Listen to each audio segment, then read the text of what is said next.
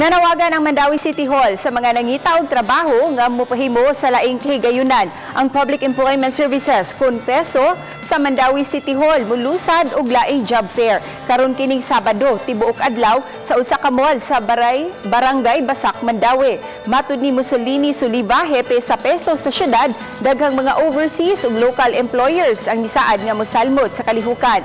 Ang maong job fair usa na sa mga scheduled activity sa tinuig nga kalihukan sa peso aron mahatagan og kahigayunan ang mga nangita og trabaho. Ang atong employers mga more or less mga 32 ka employers, mga dunay mga duha tingali sa overseas, duha or tulo sa local and overseas.